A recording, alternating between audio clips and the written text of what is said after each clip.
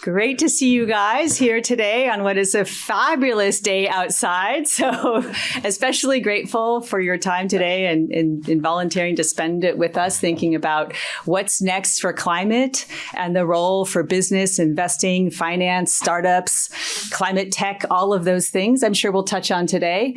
I'm Kim Cobb, the director of the Institute at Brown for Environment and Society, and I'm really excited to be envisioning a new chapter for this space within the work that our institute does. I want to acknowledge, and towards that end, the work of Professor of Practice Mark Tracy over here, who has, yes, let's give him a round of applause, absolutely.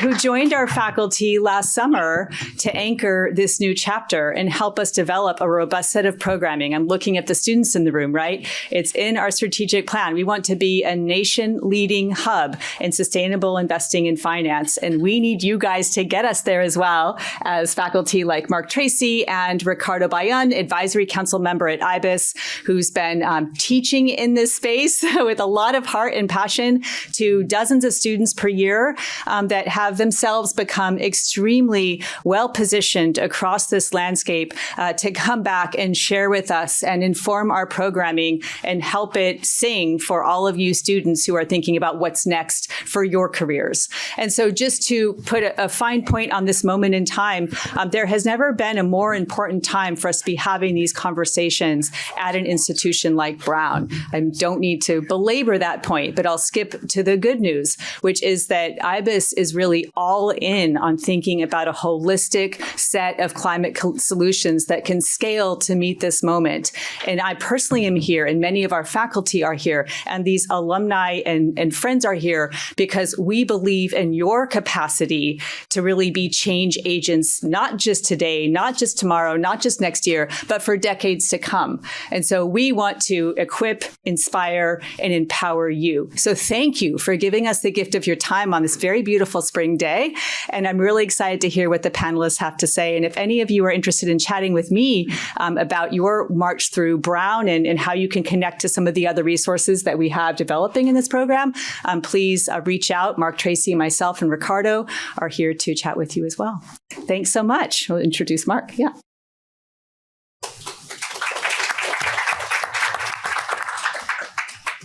Thank you, Kim. And thank you all for being here, and for those of you on the live stream as well. Welcome to the Business of Climate. Thank you to our panelists, a couple other, and we'll get to their intros in a second, but special shout out to Kim Anderson, who's going to be 3 events within 24 hours at Brown. So she's going beyond the extra mile for us. Quick note of thanks as well to Lily and Jess on the IBES team for helping set us up, and Katie's support also, and students Robert and Ben for helping out as well. Much appreciated. Super excited about the panel. By the way, all these folks are from Rhode Island, which I think is wonderful that this activity is happening right in our backyard. And they're all serial entrepreneurs and investors as well, who have been doing this for a long time, which makes it very exciting and easy for my job in terms of facilitation, because they have a lot to say about a lot of interesting topics. As I said, I'm going to let them introduce themselves, and then we'll facilitate a discussion.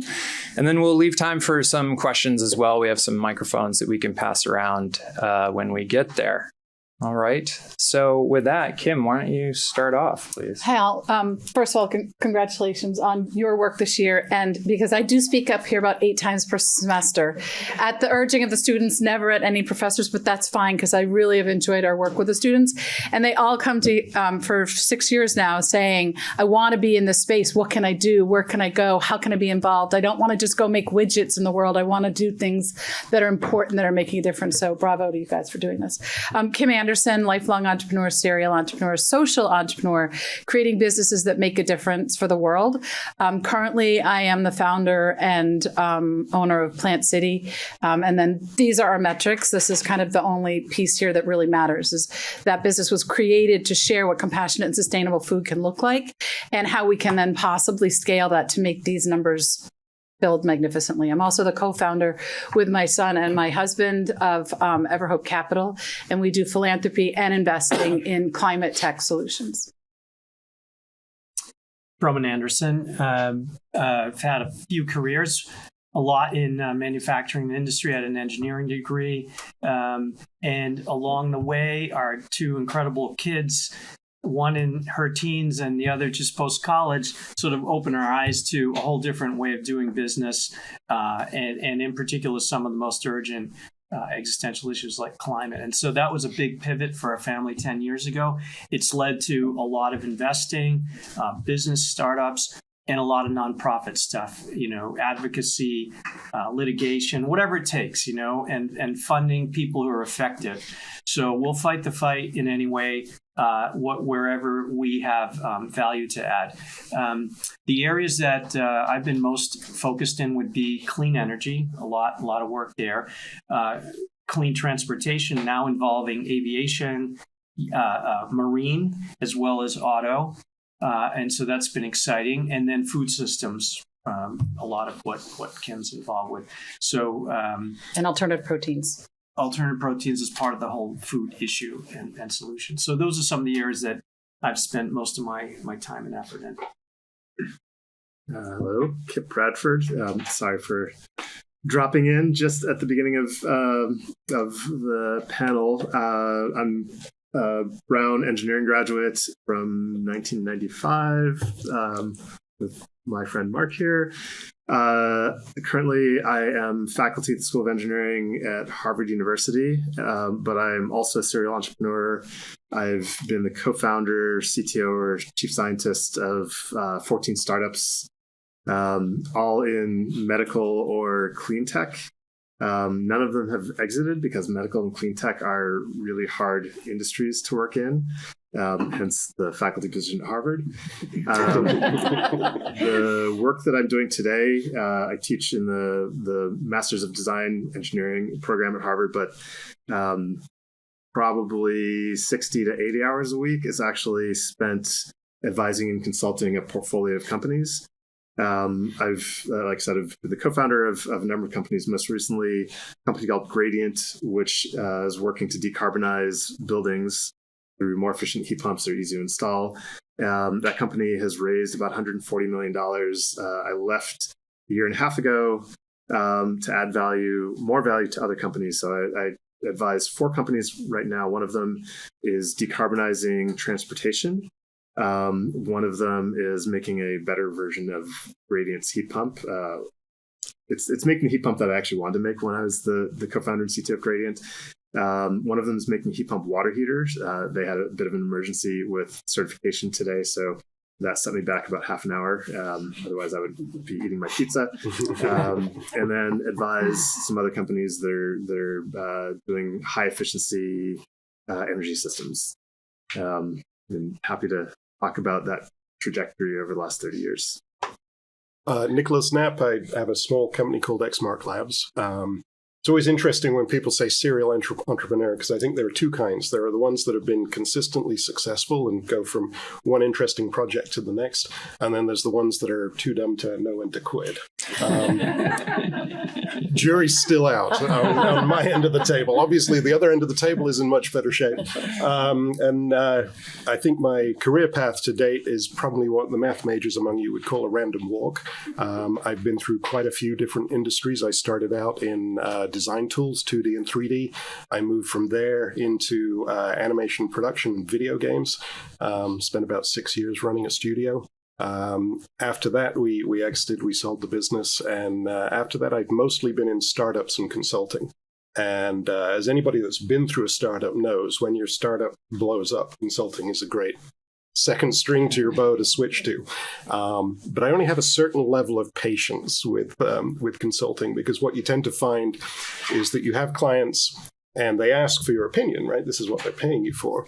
And so you give them the opinion, and very specifically you tell them what not to do, which they then promptly go off and put a bunch of resources against and do, and then get mad at you when it blows up in their face. So every so often I get the urge to go back to products, which is the part of my cycle I'm on right now, which is what brings me here. And we've been developing a very retrofit-friendly building efficiency sensor platform that is designed specifically for commercial buildings, because about 90% of the commercial buildings in the US are under 100,000 square feet, typically more than 10 years old, which means they have almost no systems or sensors whatsoever, and they waste about 30% of the energy they use. And it's a huge amount of floor space. And if you say, well, I'd like to fix that, you're looking at $2 to $7 a square foot to put sensors in your building, which nobody on that list can afford. So as one of our pilot sites described it, we are making a sensor that is kind of lick it and stick it. We're aiming for sort of iPhone level of simplicity of use, which I'm sure we will come back to later on in the panel. Fantastic. Thank you all. So there's so many places we can go, and we will in the time that we have. But you all have a lot of passion about what you do. That's why you continue to do it through the various challenges that we all face. I would love for you to just connect to, how did you get started that way? What's the origin story of that passion and connection to this? And for the Andersons too, I'm super curious about how, has entrepreneurship always been in the family? Having met one of your children, that really, it's fascinating how focused your whole family has been in this for a long time. So maybe you could comment on that. Yeah, I would say the quickest 10-second story of my daughter would be that at 15, she came to us, she was really upset about the chemicals in personal care products and what that meant for humans and the environment and everything that goes down the drain. And in support of her, she asked us to create the world's safest organic, non-toxic, non-harmful personal care and home cleaning product. And for our family, it wasn't about money. It was about giving this girl a platform to share this information. So we created a really rich compensation plan, and we went from $0 to $60 million run rate in 5 years. So 20,000 consultants around the country. And actually, when they found out what was in their products, they were bringing them back to the big box stores. And the big box stores were starting to change and listen to their consumers. And so what I learned from that is she was invited to Congress. She did a TEDx. I mean, amazing impact on changing legislation from the bottom up by driving knowledge, education, and then action to demand a change. I am also not patient, so I'm not good at the lobbying and all that stuff that we did that just felt really icky. I just like to drive business and change from the bottom up through education. And the same thing with my current business. Our son came home with an environmental studies degree and said, if you have a family of means, you have an obligation to invest in climate solutions. And so we immediately, my husband and I, went about learning as much as we could and moving the boat from traditional investing in his family office to renewable energies, carbon sequestration, battery storage, anything that could remove or prevent GHGs. And what we found is our son also came to us a year later and said, look, it's going to be a long time before everybody has an EV. It's going to be a long time before the world has enough renewable energy, let alone the grid that can remove it, capture it, store it, release it thousands of miles away. But if we can move people from animal agriculture to plant-based foods, we can actually reduce our GHGs despite who's in the White House or in Congress. So that's what I said about doing, is trying to find a way to show people by giving them great food what it could look like. So it was taking a message from our kids, listening to our kids, and then trying to do the right thing, either through investing, philanthropy, or creating businesses.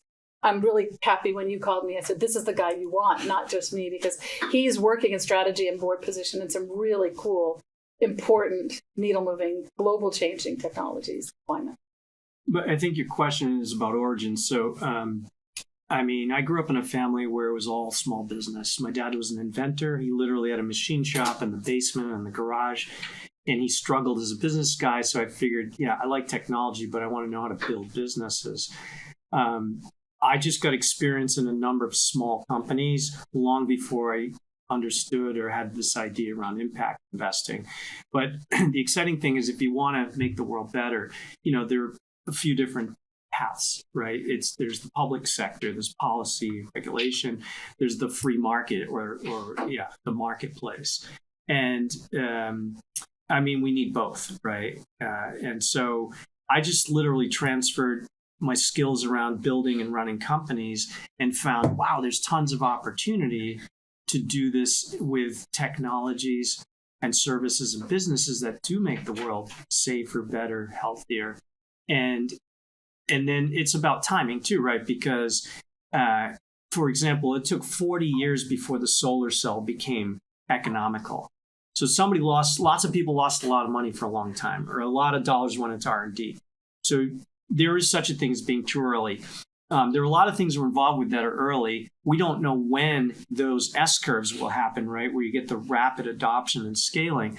For example, in cultured meat, that's incredibly transformational. Yes, it's in a few restaurants in a few countries. It's probably, a number of years away. There's going to be a lot of exciting work, science and regulatory work between now and the time that it's ubiquitous in the marketplace. But you don't want to miss the wave either. So, constantly looking at what does the world need and how do we accomplish that? And so the good news is there are thousands of entrepreneurs and business people that are pivoting and starting either their first or their 10th company that, has a mission and is values-based. And so that's what I think probably many or all of you are interested in. So there's no one answer, like how do you do this, how do you get started? I think the good news is that it's just rapidly expanding. Like a lot of the words we're using today, I didn't even know those words a decade ago. The concepts. Our son went to a program at Harvard and came back with these frameworks. And then I started going to conferences of institutional, money managers to understand, what are the big boys doing? What are the $100 billion pension funds doing? How are they doing it? And I brought that back to our family office. So honestly, life is just constant learning. It's cliche, but I'm 62 years old. I will learn as much or more in the next 10 years for sure as I did in the last 10 years. Just throwing myself into situations where I am not the person who happens to know everything about that product, that industry, but I raise my hand. I have some value to bring now because of my experience into a number of different places and situations. And so that's the exciting place that I find myself. How I got here, again, were some, sort of fortuitous and random twists and turns, like our kids educating us. And, so we weren't any different than anybody else in the sense that a lot of these problems and a lot of these ideas have been around a long time, but we weren't really focused there. And so it was a combination of things that happened to cause us to really turn our energies and say, okay, now we're going to go in this direction. And it feels like a completely different career. It's so much more rewarding. I'm excited. It isn't about making money or just about making money, right? It's about making them. So that's a bit of a synopsis. Thank you. On the origin story. Kipp? I've always been really interested in the natural world, how it works, the physics of things, chemistry, biology. And when I was at Brown, I studied biomedical engineering and was very interested in making medical devices. But through a weird twist of fate, my first job out of college was actually as a toy inventor, working for Henry D. Sharp III, who you might recognize from Brown and Sharp, and from Sharp Factory. That was a odd waypoint in my journey, but it was one that actually taught me a lot about two things. One is the human side of engineering. Everything you do as an engineer affects people. And unfortunately, most engineering programs don't teach the people part. But when you work as a toy inventor, even though all of the work that I did was focused on how do I make the senior vice president of marketing at Hasbro, Mattel, or whatever other company successful, the connection of my craft and my skills to the impact on people was profound. And it was something that, ironically, I didn't learn as a biomedical engineering student, where you would think that it's biomedical engineering. All you're doing is engineering around the human body. But the human body gets left out of it, and you're thinking much more about the science of it. But the other piece that happened as a toy inventor, I worked for a very small invention firm. There were four of us. We were one of the most successful toy invention firms in the country, actually one of the most successful in the world. And that meant that every year we had several of the top 10 television promoted toys that we had invented. And those toys being television promoted meant that kids would play with them for 15, 20 minutes. And it's like, okay, this thing's boring now because I've played with the one feature that was promoted on TV, and then it goes in the landfill. And at some point, a couple of years into my career as a toy inventor, I calculated based on the royalties that we had generated, the number of products that were sold, the volume of those products, and the number of football stadiums filled to the roof with the garbage that was crafted because of my handiwork. And that did not align with my personal values, my interest in humanistic approaches to engineering. And it also, being a toy inventor was not what I set out to do. I set out to make things that made the world a better place. So it really steeled my desire to work, to leverage the superpower of an engineer, to think about and then act on the things that I could do to live in the world that I wanted to live in and create the world that I wanted to live in. But then something else happened, which set me very much on the path of energy systems, which was I got hired. There's a faculty search at the MIT Media Lab for a professor of other. And I stumbled into that role. I won't go into that story, but I stumbled into that role and was sat down by the director of the Media Lab and the founder of the Media Lab, Joe Ito and Nicholas Negroponte, and they said, look, we're going to give you 2 years and a bunch of budget to do whatever you want, but it has to have magic and impact, and it has to be uniquely you. So jump forward 2 years. That's a whole other long story, but at the end of that 2 years, what I realized that I was really, really into was thermodynamics and heating and cooling things at whatever scale, from the human body up to the planet itself.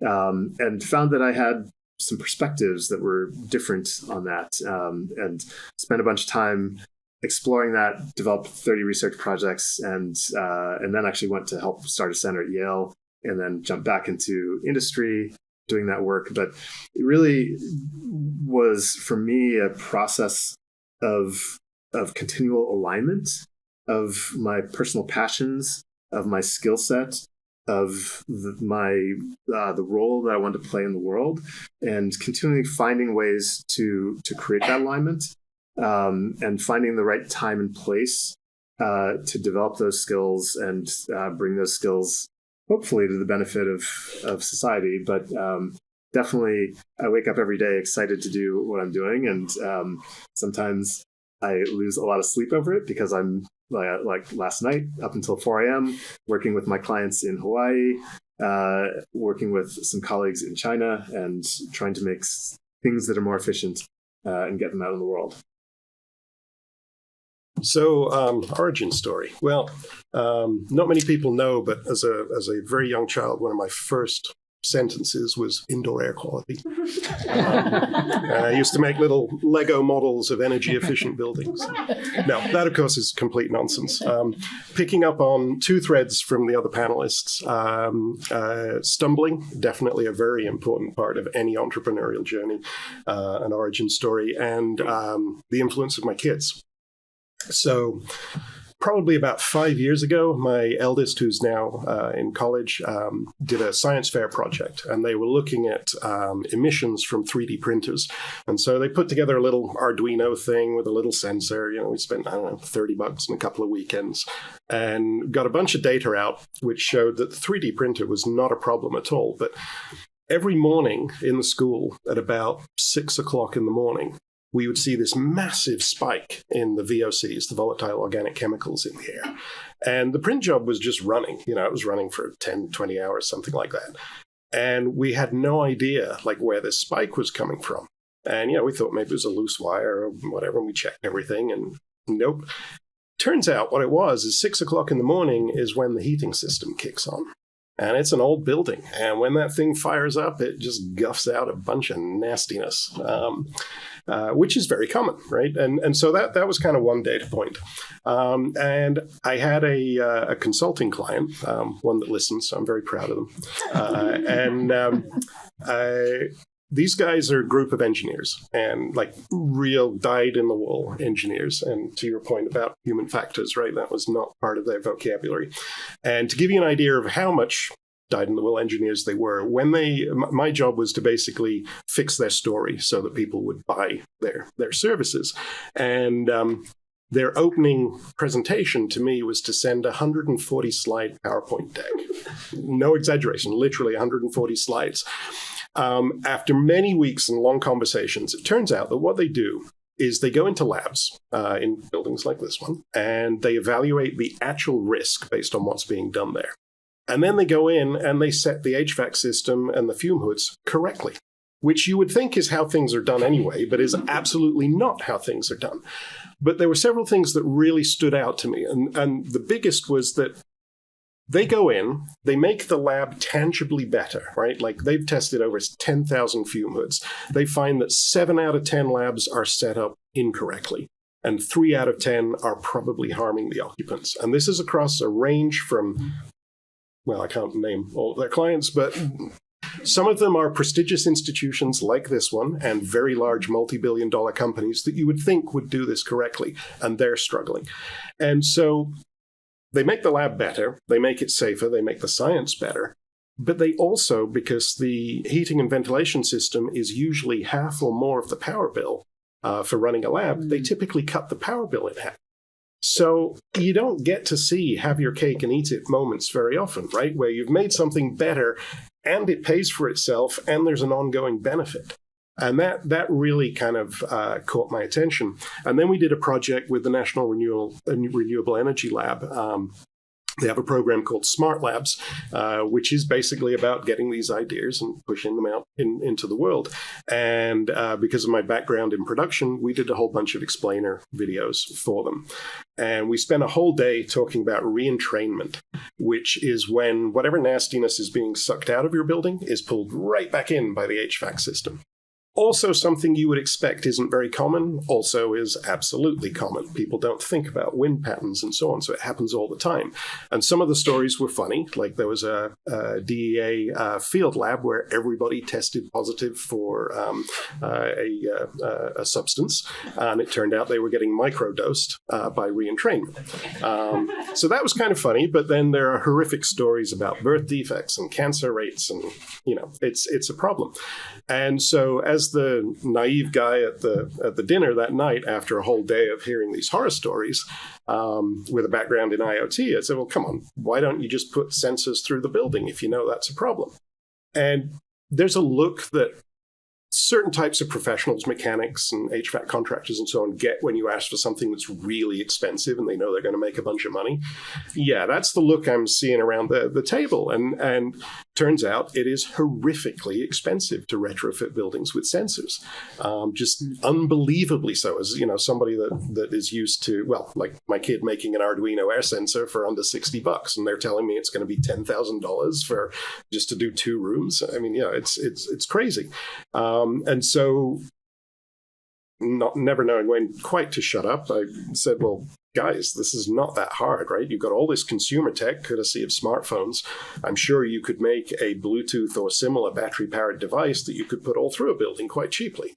And it was like I was speaking Martian. They just, what? Really? So yeah, they said, well, if you can do that, we would encourage you to do so. So again, not knowing any better, that's how I got here. So. Thank you, all of you. And I think you can see we now have maybe 4 other panels that we should do after this. I think Kipp has explained most of the problems in the healthcare system that we face with one line, actually.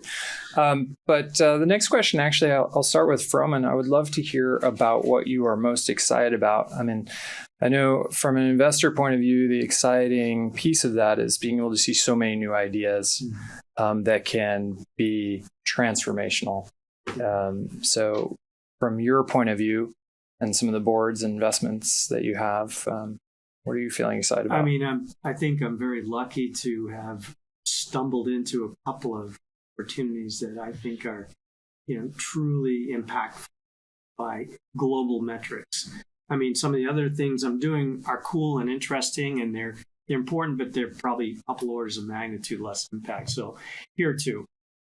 One is that there's a venture capital fund out of Boston that focuses on MIT and Harvard technology, and I'm an investor in that fund. And they asked me to take a board seat on a novel geothermal company that uses MIT spin-out technology, which will, if it fully succeeds, and we're just going into the field, so give me a couple of years, we'll be able to reach 1,000-degree superheated steam anywhere on the Earth's crust. That means think about all the thousands of power plants, fossil fuel power plants. Imagine repowering them on site by drilling 10 or 12 wells or holes. The amount of wells that would need to be drilled are what the oil and gas industry does every single year. So if we drilled 30,000 wells, geothermal wells, we would repower all the coal and gas. So that's an exciting opportunity. We're not there yet. There's just a lot more engineering, a lot more development to do in the field. But, we're starting to bore through the hardest rocks in the world using wave-guided energy because traditional drilling equipment cannot survive the temperatures. It cannot drill through some of that type of what they call basement rock. So that's a big one for me because if it works. Two things about that sometimes he doesn't put into people speak that I just want to share because I'm as excited about this as he is. If you take those 10 geothermal wells around a coal plant and hook it up to existing infrastructure, no additional new build, just take down the coal and walk away. So this is how big you don't build. What she's saying is you don't have to build a clean green plant. You already have $1 billion, $500 million to $1 billion of infrastructure. So you're not throwing that away. You're not just shutting down that very expensive asset. And that's key because that means adoption can go much faster than, for example, if certain types of fusion are going to require pretty much a new plant. That's $5 billion and a heck of a long time to get the permits and build out 5,000 fusion plants. So anyway, fusion's going to work too, but the geothermal, I think, is going to be more straightforward. The other thing I want to share is investing is one thing, but when you bring the skill set that he did of running businesses, creating businesses, and the engineer piece, you become very valuable to the company that you're investing in, and they need you for far more than just your money. And oftentimes he turns them away, but oftentimes almost all the time he has to sit on the board of the companies that he's investing in. An example of adding value in that company is me making connections through like two orders or twice removed relationships in Washington at Department of Energy. So, knowing in our little state here, the congressional delegation, I know how to reach those people. They know how to reach people. So that's a non-engineering, non-science thing, but it's very important to this company being able to get the permits and get the backing of the government. Another one quickly, which is very new, 6 months old opportunity, is a former roommate of mine from college who's a astrophysicist, and he's teaching at Embry-Riddle Aerospace University, has been on the side developing a carbon capture technology using cryogenic processes. And he and then a clean energy person from Denmark and I have figured out that Greenland could be a really awesome place to do this. There's tons of wind power. There's nobody living on the ice sheet at 10,000 feet. And we have the advantage of the super cold air, which is -40 in the winter and 0 in the summer. And so if all that works, and there are many, many problems to solve there, like the sequestration and storage of the carbon once we capture it. But the point is, on paper, we could do gigatons of carbon removal from the atmosphere. And so, again, that's a long shot. There's a lot of science to be done and all kinds of challenges and issues. But it's fun and exciting to work on something of that scale that, if it works, it's going to really put a dent in this massive issue. Thank you. And Frohman, was that the geothermal? Is that Quaise? Yeah. Right. And then, Kipp, you have a company that you consult for that I'm excited about, that you mentioned just briefly in decarbonizing transportation. Yes.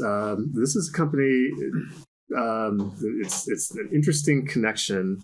A year and a half ago, I was talking with a friend of mine who wanted to invest in my last company, but my CEO shut him out.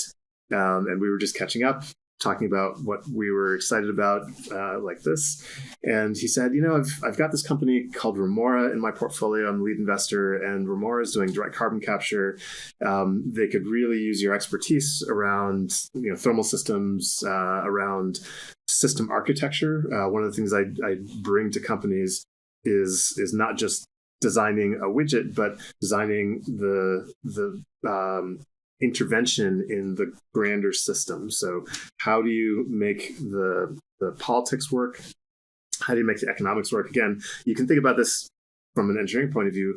Like if you build a bridge, the purpose of the bridge is not to get the physics right. The purpose of the bridge is to get people from one side of the bridge to the other side of the bridge. And that involves physics, but that involves politics, that involves economics, that involves social and cultural factors. So you're really looking at engineering. As an engineer, I try to look at engineering as a system level intervention, and the technical piece of it is just one piece of that. So I bring that to the companies that I work with, and this company in particular has an incredible opportunity.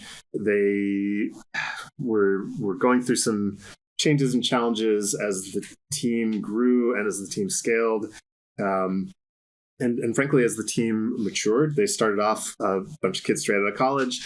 When I got brought in to help advise the company, there were a mix of kids out of college and senior engineers from the auto industry who had been there for like 30, 40 years. And that's a culture clash that makes engineering really, really interesting. So I like to tell teams that I work with that, we as engineers, engineering is easy because that's what we've learned how to do. It's what we do all the time. But the people side of engineering is always the hard part because you get very little exposure to that formally.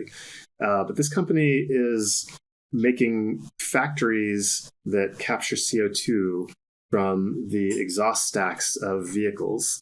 Large transportation is very hard to decarbonize. Boats, trains, planes is a different story, but with a boat, you've got this very, very large vehicle, a train, fairly large vehicle. They spew out massive amounts of carbon dioxide. And the goal here is to basically put a mobile factory on the boat or on the train that can suck from the tailpipe. And the business model is the piece that's really amazing to me. If you think about it, what do railroad companies, what do shipping companies do? They take your money to haul your shipping container or your rail car from point A to point B. Now, what if the cost that I pay Union Pacific or whoever to haul my rail car is less than what I can sell the CO2 out of their tailpipe at? Mm-hmm. All of a sudden, I have a factory that if I can make it fully automatic, I can build the factory, attach it to somebody's train and say bye-bye. And every week or two, when the train is pulled up at a junction, you drain the liquid CO2 off that you've captured and stored. You sell that liquid CO2. You take that money and you pay some small percentage back to the railroad company, and you pocket the rest. So one of the things that I'm very excited about more broadly is looking at basically very cash flow positive business models that make decarbonization not just practical, but the most financially viable way forward. And that's one thing, as like political climate's change, that's one thing. It's like, I'm going to make these businesses completely policy independent, politics independent. Again, thinking at a system level, like what are the impediments to decarbonization? What are the impediments to making the world better? Well, let's jujitsu around those impediments because I can't control politics, but I can sell you something that provides tremendous value to you that you're willing to pay for. And then if that thing has I can focus those things on very strongly positive environmental benefit, then we have a path forward that is unstoppable. And that's exciting. Eliminating the green premium. Eliminating the green premium, but also eliminating when we talk at Remora, we don't need to talk about climate change. We can talk about selling CO2.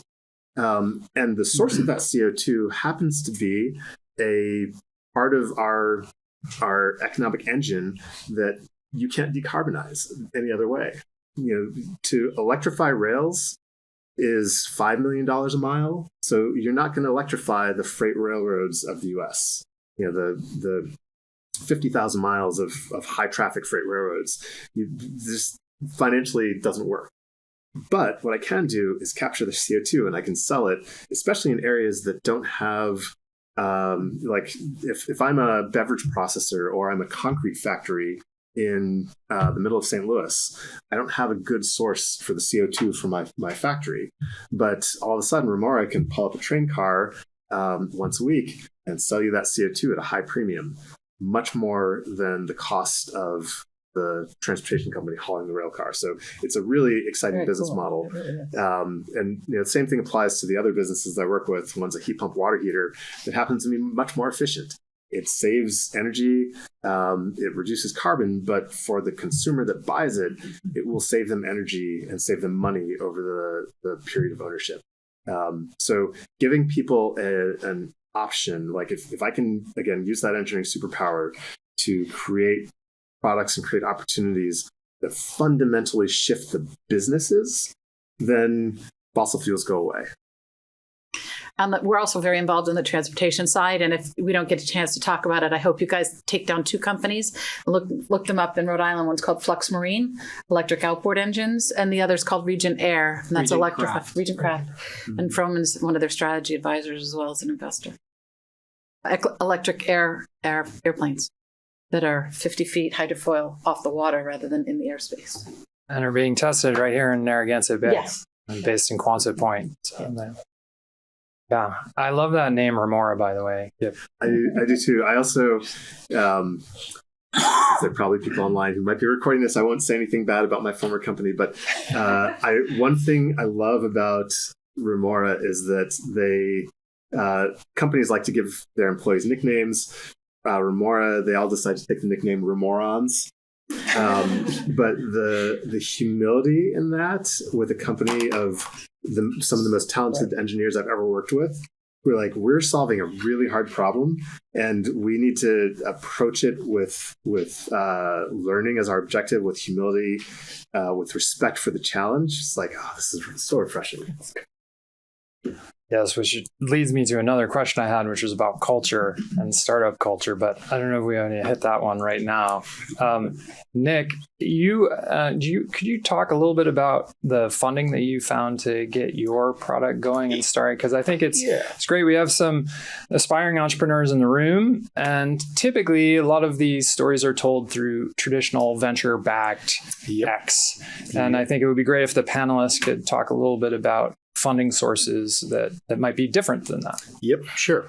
So I'm trying to remember that there's a movie, it's a heist movie, and there's a shot where there's a guy sitting in the car and he's like, oh, they've got guard dogs. And the person on the other end of the radio says, well, what's the problem? He's like, I had a bad experience with guard dogs. He's like, well, what do you mean? He's like, I had a bad experience, and they just cut away.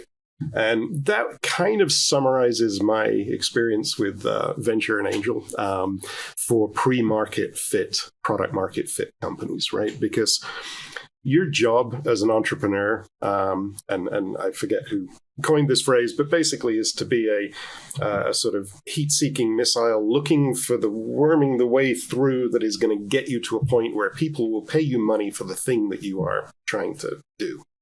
And that is never a straight line, right? The plan that you start with is never the one that you execute. And the other dirty little secret of entrepreneurship, there was a great study, I think it was Inc. magazine did this, and it was probably 15 years ago, but they looked at why startups fail. And most people think it's because they run out of cash. And that is actually an outward symptom most times. It's not actually the root cause, right? There are usually a million other things that led to that. So anyway, yeah, I had bad experiences because of that, and blame lies squarely with me, I think, for not fully understanding how that process should work. So I'm a slow learner sometimes, but you bang your head against a wall enough times, eventually you pick up a few things. So I was pretty determined with our product this time around to be as self-funded for as long as possible, so that we actually have a plan. And then when it's about scaling, external money could be very helpful. And so, we started out initial prototypes we funded out of our revenue from consulting, which, is a mixed bag, right? It means you move quite slowly.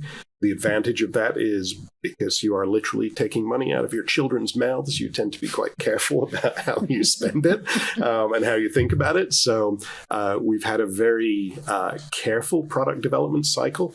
I've seen a number of startups that, get a big check from somebody and they run, right? Because that's what they got to do.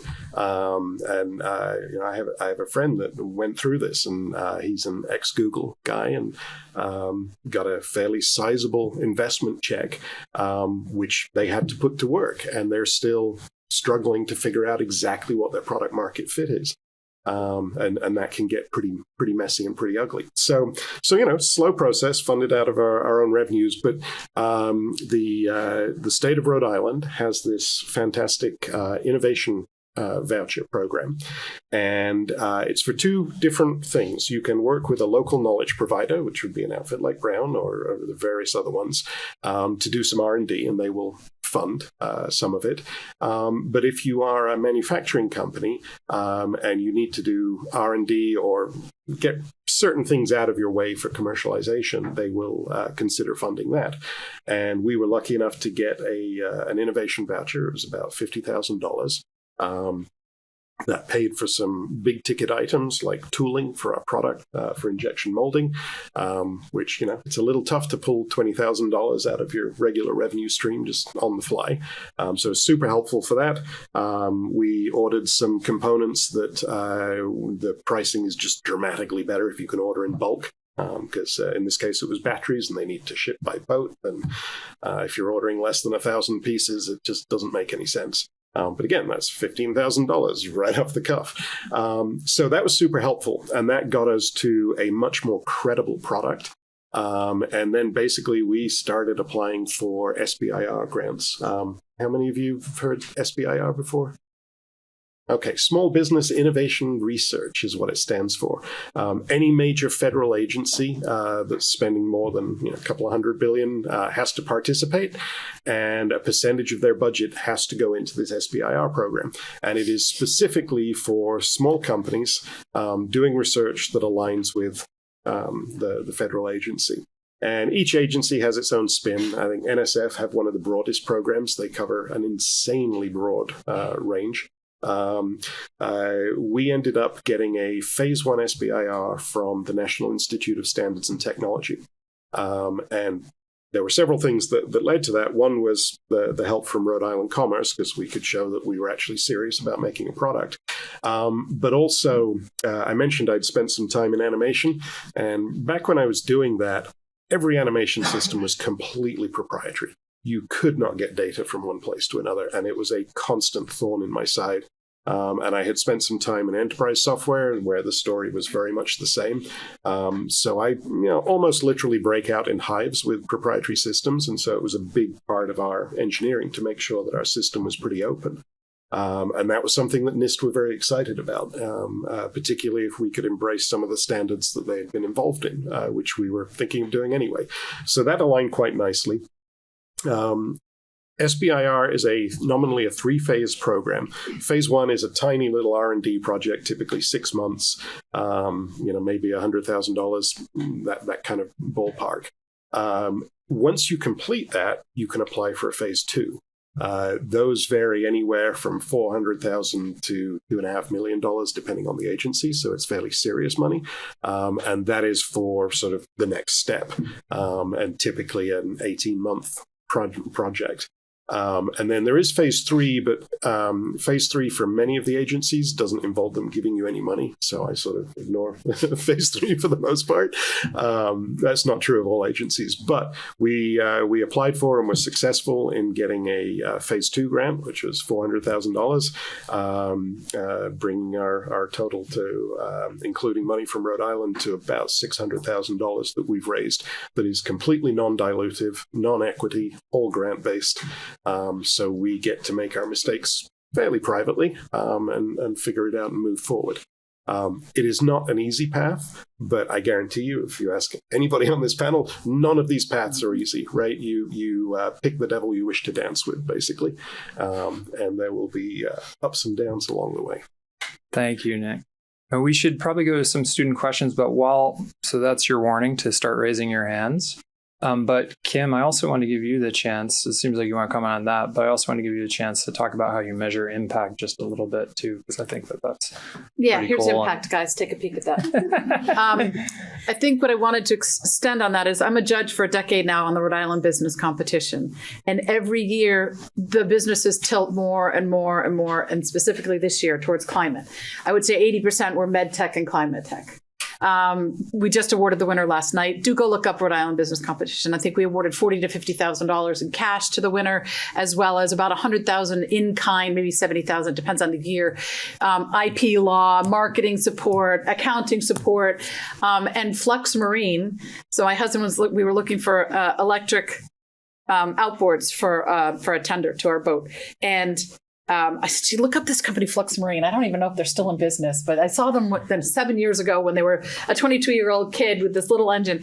And sure enough, they're still in business, but they said that the $40,000 that they got from us when they won really gave them the credibility to get farther. And I think they raised 3 years ago, $30 million from Forbes and the Winklevoss twins' father. And now they're going to have a Series B, Series A. And they're really, really doing quite well. So keep that in your back pocket, because a lot of times the folks that are on the judging panel will end up being a mentor, a financer, a networker for your financer, and just really a feather in your cap. And I would say 30% to 40% of them are out of Brown or related to Brown in some way. So it's really impressive. Yeah, I don't know, the mental image that you should have if you're going to do this entrepreneurship thing is, the circus act where people put plates on sticks and they spin them, right? And then like one gets wobbly, so they run back there and they spin it again. And then the other one's wobbly way over there and they'd forgotten about it, so they go. That is basically your life. That is what you are signing up Totally for. agree. Yeah. Prevent the plates from hitting the ground. Well, that's any small business. Yeah, absolutely. Yes. Absolutely. And it would be really good to figure out if you are okay with that before you do it. That would be my overwhelming piece of advice. Thank you. Questions anyone has? Please, we got one here. Let's have a mic passed back, please. Thanks so much. My name is Alexi. I'm a research associate at IBES. And I've heard all of you talk a little bit about the people side of all of this. And I was wondering if you could talk a little bit more about how you build trust in your products, because we know that technology adoption is a social process. And therefore, the diffusion of this technology is what brings in profit. It also is what leads to positive environmental and social impacts. So what are you doing to build trust? And also, how do you figure out how to market your products differently to different people, knowing that sometimes climate change, for example, can be a trigger word? How do you figure out how to market these things? I can jump in because we're pre-release, so I don't have to answer the marketing question. If we do this again next year, you can ask me again. So two things. I mean, the trust part absolutely is critical, right? So we make a wall-mounted device that does have a motion sensor in it, so we can track usage patterns in the building. For more concerned potential customers, we get a lot of questions about, is it recording me? Does it record sound? Does it record video? Which we absolutely stayed away from. But one of the things, and it's a real kind of moment, right? One of the things that most maintenance people and people responsible for facilities are terrified of is you're going to do something to make their life worse, right? You're going to install a thing and the elevator doesn't work, or it's too hot now, or because people have no patience for that, right?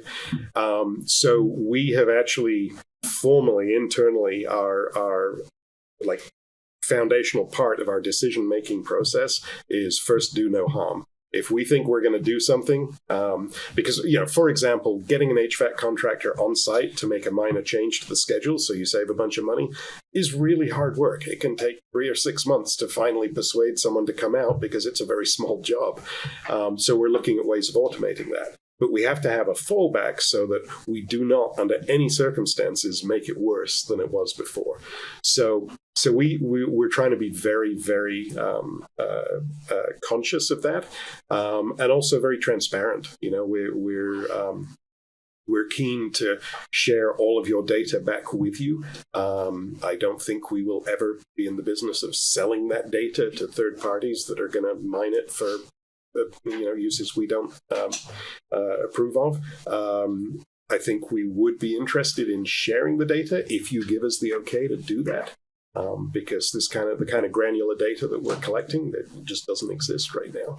So yeah, carefully, right? And trust is a hard thing to win back once you break it. So, having launched a bunch of product and medical device companies, the question of what is trust is really about how do you build a relationship with your stakeholders, and how do you service that relationship?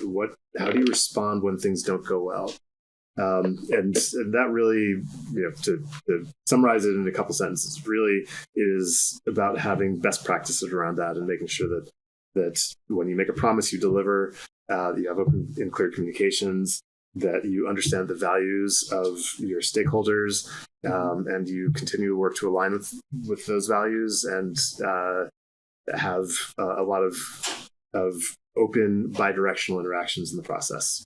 And you will screw up, right? Things will go wrong. It's just the nature of this. And I think one of the things that I'm always astonished at how few companies will do this, just say, I'm sorry, we screwed up, right? I mean, yes, there are legal situations where you have to navigate carefully, but it is shocking to me how few companies will just say, I'm sorry, right? As a conversation starter after the fact. It just doesn't happen very much. Thank you. So I know some of our panelists are going to be able to stay for a little bit afterwards, but I want to be respectful of everyone's time. So please join me in thanking our panel today for being here. And, before we leave you as well, and hopefully they can put our slides back up on screen, but I think the live stream can see them. Please consider joining the IBES Alumni and Friends Network. We've got some QR codes there. We also have some great events coming up, so mark your calendars. We've got a big commencement forum on May 24th called The Climate Landscape in 2025, Legal and Policy Responses, both in person and live streamed as well, with a tremendous lineup there. So thanks again, and have a great day and spring weekend. Thank you.